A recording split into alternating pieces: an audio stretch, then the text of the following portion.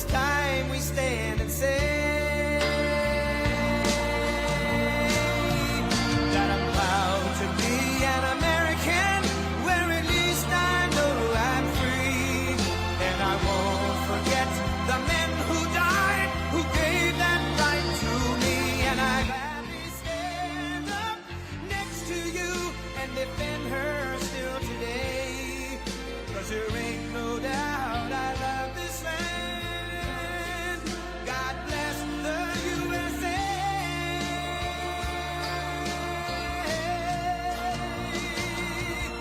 And I'm proud to be an American, where at least I know I'm free. And I won't forget the men who died, who gave that right to me. And I gladly stand up next to you and defend her still today. 'Cause there ain't no doubt I love this land. God bless the USA.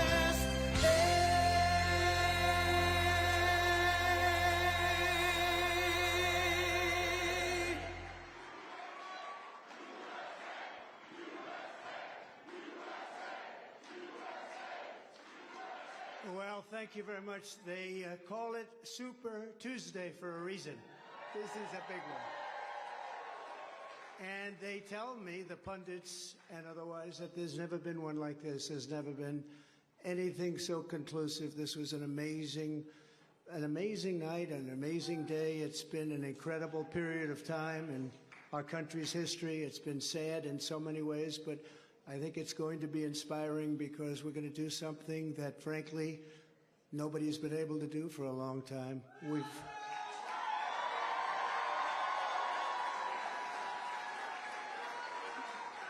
We've watched our country take a great beating over the last 3 years, and nobody thought a thing like this would be possible.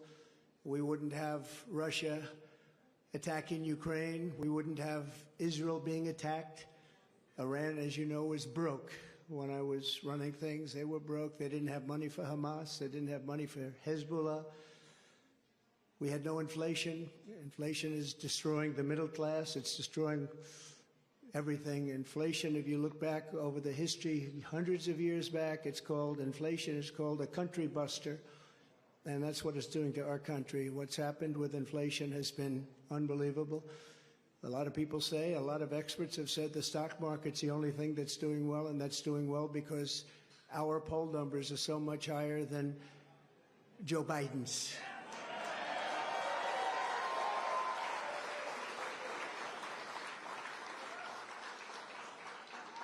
He's the worst president in the history of our country. There's never been anything like what's happening to our country. Today it was announced that 325,000 people were flown in from parts unknown. Migrants were flown in, airplane, not going through borders, not going through that great Texas barrier that I was with the governor of Texas, Greg Abbott, the other day, and we were looking at the job they're doing. But in the meantime, they're pouring into California and they're pouring into Arizona, because those governors aren't doing anything. They're doing nothing. But today it was just announced before I came out. It was unbelievable. I said, that must be a mistake. They flew 325,000 migrants, flew them in over the borders into our country. So that really tells you where they're coming from. They want open borders, and open borders are going to destroy our country. We need borders, and we need free and fair elections, or we don't have a country. This is an incredible group of people. So many celebrities that I'm not going to introduce any, because I'm just going to get myself in trouble if I do that, because I'll leave out most of you. But this is a room chock full of incredible, talented people, like some of the guys standing right in front of me, right? Big futures, big, fat, beautiful futures. Oh, I'd love to be your age. I'd pay you a lot of money to be your age. But we have some tremendously talented people in this room, including tremendously talented political people that have helped me right from the beginning. We had the safest border in the history of our country. We built 571 miles of wall. We had Mexico supply us with 28,000 soldiers because we We wanted them, that's why. And they said, we won't do that. I said, yes, you will, you will. And in the end, they did. It was an easy negotiation, but we had the safest border, the best numbers we've ever had, and now we have the worst numbers probably in the history of the world. It's sad to see what's happening to our cities. Our cities are being overrun with migrant crime, and that's Biden migrant crime. But it's a new category of crime, and it's violent, where they'll stand in the middle of a street and have fistfights with police officers, and if they did that in their countries from where they came, they'd be killed instantly. They wouldn't do that. So the world is laughing at us. The world is taking advantage of us. 3 years ago, we were at a level, we were energy independent. We were going to be very shortly energy dominant, and today we're getting oil from Venezuela. Can you believe it? And we're doing numbers on that oil. You know what we're doing? We're refining the oil. We have our refinery for that oil. It's really, I call it tar. It's not oil. It's terrible. We have real stuff. But we're refining it in Houston. So for all of the environmentalists, you ought to look at that, because all of that tar is going right up into the atmosphere. You just ought to take a look. It's the only plant that can do it. We have the only plants that can take tar and make it into oil, and that's what it is. It's a shame. But we were energy independent. We were going to be energy dominant. We were going to be supplying oil to Europe, all over the world, and then a tragic thing happened during the election. It was a tragedy, because you wouldn't have, think of it, all of the problems that you have today, I don't think you would have had any of them. You'd only have success, and that's what's ultimately going to unify this country and unify this party. We have a great Republican Party with tremendous talent, and we want to have unity, and we're going to have unity, and it's going to happen very quickly. And I've been saying lately, success will bring unity to our country, and it happened before. We had the best economy our country's ever had, and people were calling me that I would have said will never happen. It'll never happen. They wanted to get together, African American, Asian American, Hispanic American, women, men, people with diplomas from the best schools in the world, and people that didn't graduate from high school. Every single group was doing better than ever before, and it was a beautiful thing. Our country was coming together. Our country was coming together. And now we have a very divided country. We have a country that a political person uses weaponization against his political opponent. Never happened here. It happens in other countries, but they're third world countries. And in some ways, we're a third world country. We're a third world country at our borders, and we're a third world country at our elections. And we have to stop that. We need a fair and free press. The press has not been fair, nor has it been free, but maybe someday they will be. They're being beaten up pretty badly. People aren't trusting them. They're not believing them. And really, it's a very important factor. The press used to be the policeman. It used to police our country. Now nobody has confidence in them, and we have to get that confidence back. It's so important for the success of our country. So important.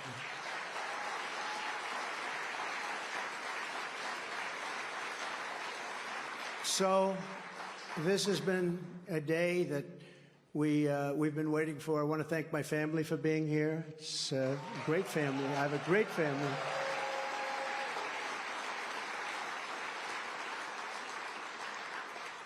They've had it very easy since I decided to run for politics. They say, thanks a lot, Dad. We appreciate it.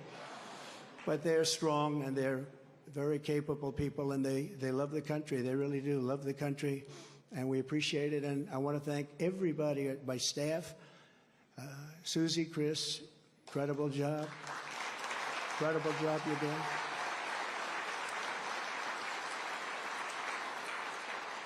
I read an article yesterday where it said this is one of the finest run campaigns that anybody has ever seen. That's pretty good, right?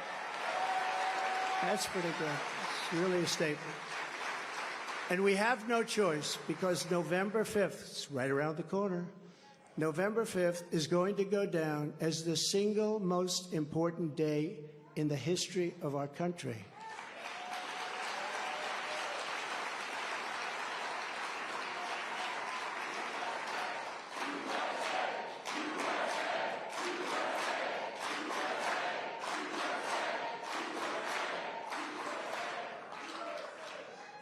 We're going to take it, and we're going to make it like it should be, respected. Right now, we're not respected. Right now, our country is known as a joke. It's a joke. Other leaders who I speak to, other leaders can't believe what happened to us. Because 3 years ago, we were the most respected country anywhere in the world by far. We were doing things that nobody could believe. China was paying us billions and billions of dollars. In 25 years, they paid us nothing, zero, not 10 cents. I was getting billions of dollars, and they were happy about it, as happy as you can be. Of course, maybe there's reasons for things having happened, but they were not so happy with certain things, I guess, based on things that took place. But we were getting along with everybody. We were getting along, and we were respected by everybody. We had no wars. Remember when I had the debate with Hillary Clinton? She said, look at him. Look at that personality. He's going to cause wars. I said, no, my personality is going to keep us out of wars, and that's what happened.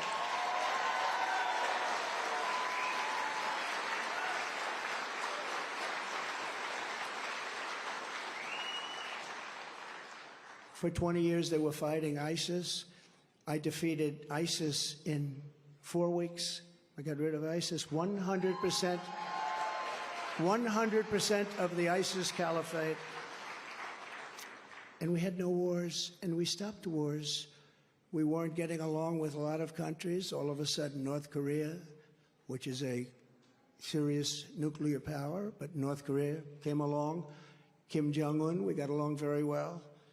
We got along very well with China until COVID. That was a little bit too much, as far as I was concerned. That was too much. Couldn't take that one. But we made a trade deal with China that I don't even talk about. $50 billion a year in product they bought from our farmers, our manufacturers. They used to buy 10. I got 50, and it was great. But COVID, I don't even talk about that, because COVID was such a horrible thing. It started in the Wuhan labs, just as I said, the Wuhan labs. And it came out, I believe, through incompetence. I believe it was incompetence. Some people think it wasn't, but I believe it was. But regardless, it caused $60 trillion worth of damage and death all over the world, all over the world.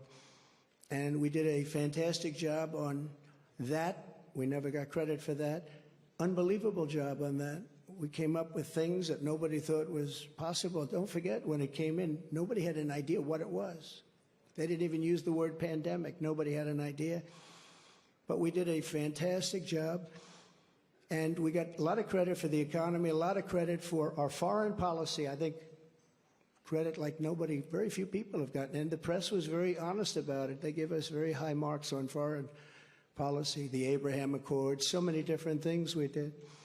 But we never got the kind of due that we should have for the COVID, or as I call it affectionately, the Chinese virus, the China virus, which is a much more accurate term. And despite that, the stock market, when we turned it over, the stock market was higher than it was prior to COVID coming in. It was an amazing thing. We did an amazing job, and we have so many people that worked on that, so many of the doctors, so many of the scientists that worked with us on that. It was really, really something. But there's never been an administration that had more success in so many different elements. We got the largest tax cuts in history. We have the largest regulation cuts in history. We rebuilt our military. And what happened, we rebuilt our entire military, and beautiful. We had jet fighters that were 53 years old, and we had all brand new jet fighters. And then after this other group of people that didn't know what they were doing, they took over, and we had that horrible surrender in Afghanistan. I call it a surrender. We took the soldiers out first. You know, I dealt with the leaders of the Taliban in Afghanistan. They were the ones that were causing the trouble. The press was very angry because they said, "Why are you calling them?" I said, because that's where the problem is. I say oftentimes, they asked Jesse James, "Jesse, why do you rob banks?" He said, "Because that's where the money is." And I said, that's where the problem is, with the Taliban. And I spoke to Abdul. He's still the leader. believe it or not. He's really the leader of Afghanistan, but he's the leader of the Taliban, a rough group. I say, don't ever shoot our soldiers again. Don't ever do it. Very interesting what happened is that, we were having, during the Obama administration, previously, they were shooting a lot of our soldiers, and I let them know. I said, don't ever, ever let that happen. I said in a rather nasty fashion. We don't have to go into it tonight. For 18 months, we lost nobody in Afghanistan, and then we had that horrible, horrible withdrawal where we lost 13 soldiers, 38 horribly wounded, left Americans behind. You have Americans right now still behind. Call them hostages if you like. It was a terrible moment. We left $85 billion worth of brand new, beautiful equipment behind, jets and tanks and everything you could think of, goggles, night goggles. They didn't used to fight. They're good fighters. They didn't used to fight at night, but now they do because they have goggles. They have better goggles than we have. So I just want to tell you that led to a lot of bad things, and now the worst things are happening. The things that are happening now are unthinkable, and they're unthinkable at the border. We have millions of people invading our country. This is an invasion. This is the worst invasion probably. We've never had anything like it. No country has ever had anything like it. The number today could be 15 million people. And they're coming from rough places and dangerous places. And we had that shut down. We had everything going so beautifully. When Joe Biden goes to the beach, because somebody on his staff thinks he looks very good in a bathing suit, until he can't get his feet out of the sand or lift the chair, which weighs about 9 ounces. Joe Biden, if he would have just left everything alone, he could have gone to the beach. He would have had a tremendous success at the border and elsewhere. So we're going to take back our country. We're going to make sure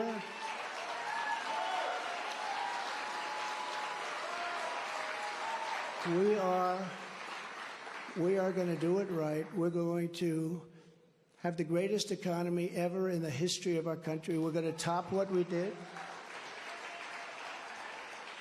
We're going to become an energy center of the world. We were ready to become energy dominant, and they stopped that. They stopped that. But we're going to become energy dominant. We're going to pay off debt.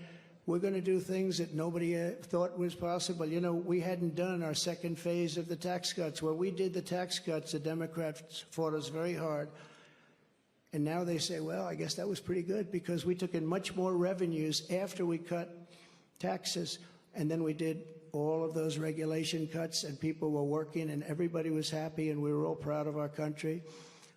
But we're going to win this election because we have no choice. If we lose the election, we're not going to have a country left.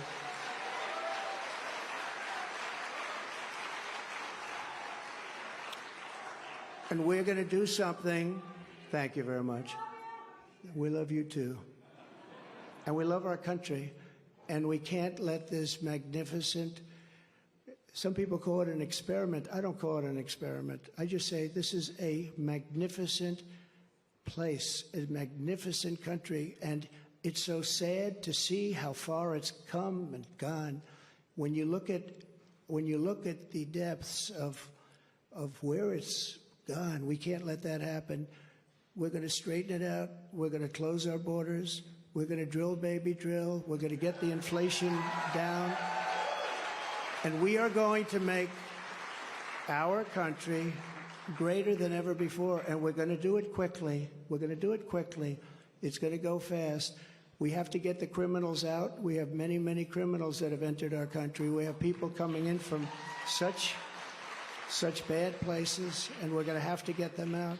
We have murderers that are being deposited into our country. We have drug dealers at the biggest and highest levels that are coming into our country. We have people coming into our country that just shouldn't be here, but many, and I say many, large percentages, they come in through the caravans, they come in many different ways. Now we find out again, they come in through airplanes, we send them in. This is crazy. But they come into our country, we're going to stop them. We're going to close our borders. We're going to have to deport a lot of people, a lot of bad people, because our countries can't live like this. Our cities are choking to death. Our states are dying. And frankly, our country is dying, and we're going to make America great again, greater than ever before. Thank you very much. It's been a big night. Thank you very much. Thank you.